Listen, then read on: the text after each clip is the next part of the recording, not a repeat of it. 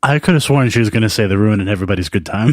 That's what I expected. For it, if somebody really does get sexually assaulted, you should speak out about it. I don't believe in waiting years, but I mean... You're also not a woman. You have no idea what the stigma in society is about this. And you're only mad because it's coming out against Republicans. You know, I get where, different emotions can take a big effect in that.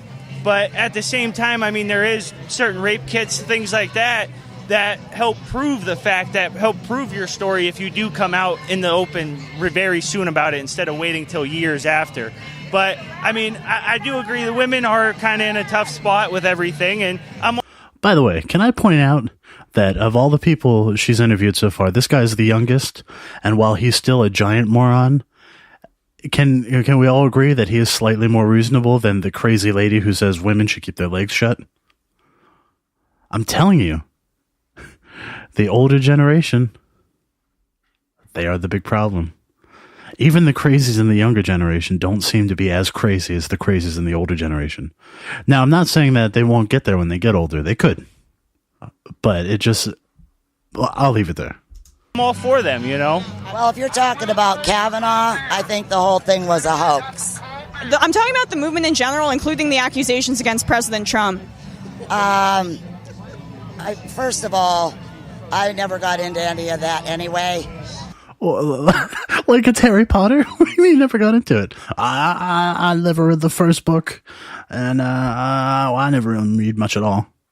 Because you don't know what's real, what's not, and I don't really Clearly, care. you don't know what's real. And anything that guy did before he's president was his business. And that's the quickest way people get mad and take their revenge by threatening, oh my God, he raped me. I don't buy it. Why did they wait so long? Everybody's going to want to... I have to admit, this guy sounds a little bit like Michael Moore. I mean, not the things he's saying, but his voice just sounds a little bit like Michael Moore. Person climbs a ladder, people always try to knock you down. So, for a woman to go out and say that, they should have brought that up years ago. They shouldn't have brought it up just now, A lot of times women feel too traumatized to come forward. They're doing is kidding themselves. Oh my God. They're not traumatized. What do you mean they're not traumatized? Oh my God. All right, I can't do this anymore. All right, we're going to end it there. That made me so mad. But I feel like it's good to check in with the other side every once in a while just to see like what they really think. Now, you can make the argument that maybe that's not a good representation of what they think. Maybe they're not all that extreme, but I don't know. Because I have radical right-wing members of my own family, and I hear stuff like that. And I guarantee you when I go back for Thanksgiving and Christmas this year, I guarantee you I'm going to hear that same shit. But let's hope that when I go back for Thanksgiving, it's going to be a very somber mood from that side because the Democrats flipped the House and the Senate. Let's hope. It's the only hope we got.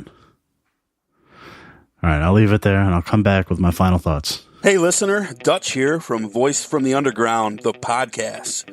My co-host and I want to invite you to check out our little corner of the podcast verse. At Voice from the Underground, we talk about all the crazy happening around us and try to make a little bit of sense out of the nonsense with little to no results. If the idea of hearing three semi-intelligent, outspoken nerds talk about politics, social issues, current events, sports, movies, pretty much anything that we decide to talk about because, well, it's our show, appeals to you, grab your shovel and come on down to the underground, and then consult a qualified psychotherapist. Find us wherever you get your podcasts, just not where you buy your weed. Voice from the Underground.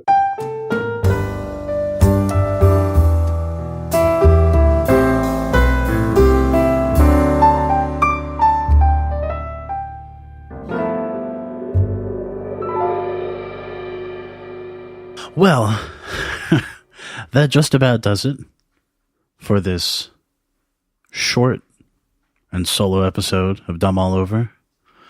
It was quite dumb. Because of course it is, because I'm the only one here.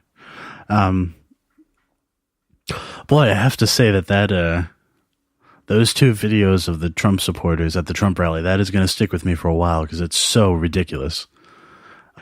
Oh, that makes me furious. And then that coupled with the Trump op-ed, ridiculous. But the thing I forgot, getting excited now.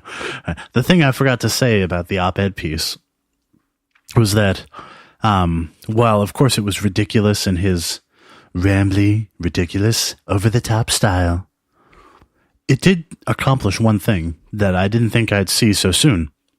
After that came out, about, I don't know, maybe 500,000 other op-eds and think pieces came out against his op-ed, and many of them from very mainstream outlets were actually supporting Medicare for All and defending it because they could use that as a weapon against Trump. And that's fantastic, actually. So what he did, essentially, was get the mainstream media, who, for the longest time, has been playing stupid about Medicare for All, acting as if this is some crazy, fantasy idea that, the rest of the world hasn't already implemented. And now they're not doing that. Some of them they're cautious with their wording because they don't want to piss off, the people who give the publications money, but they're still defending it. And several of them pointed out how his $32 trillion scare number is actually lower than what we're spending right now over 10 years. So I thought that was very interesting. And I like that. That was great. It still makes me furious to read his op-ed, though, because it's like, it's something that I feel like if he had hired, like 8th graders to write it, it would have been better. He comes off as an idiot who's obviously lying. And as our good friend Bernie Sanders said, he lied 19 times in one op-ed. And it's not even a full article. It's like a couple paragraphs. All right.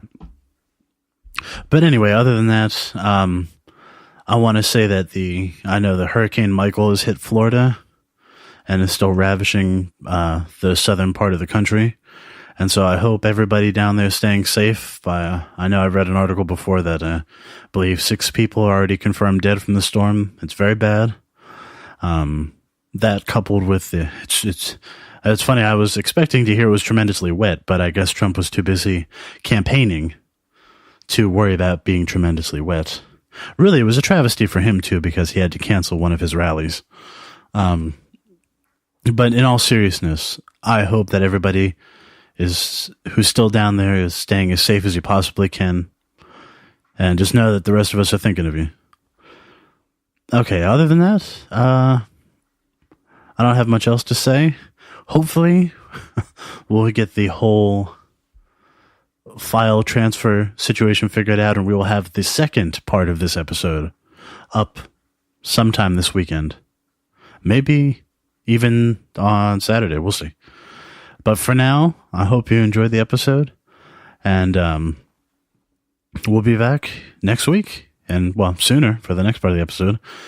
Just want to remind everybody that on November 6th, for the midterm elections, and I'm going to preface this as, the most important elections of our lifetime. The most important election of our lifetime. November 6th. Tom and I will be covering it live on Twitch. So just check it out. Dumble Over Podcast. We're going to be on Twitch. We're going to stay up and cover the entire thing. I don't know how we're going to do it. Just... there's going to be a lot of alcohol involved, and we're also going to try to get a couple of guests on. So, other podcast people or not podcast people, fans, if you're interested, send us an email, tweet at us, and let us know if you want to come on for a little while and, talk, whatever. We're open to any collaboration, whatever you guys want. But that'll be November 6th, live on Twitch. And then, other than that, we'll actually get to hear Tom's voice as he tells us where else you can find us. And so I'll leave you, like I have been recently, with this. Don't be a Peter Dow, be a patron. All right, we'll see you guys later. Once again, thank you so much for listening. As always, you can find us on Spreaker.com/DumbleOverPod. We're also available on iTunes. Just look up DumbleOverPod. We are on all the social medias, starting with Twitter at DumbleOverPod, Facebook at DumbleOverPod, and of course, there's Instagram. And you guessed it, it's at DumbleOverPod. We are also on Patreon, so check out our Patreon. At patreon.com/DumbleOverPod. And if you're interested in buying some merch with some special logos, you can check that out at tpublic.com/user/DumbleOverPod. Thank you, and we'll talk to you next week.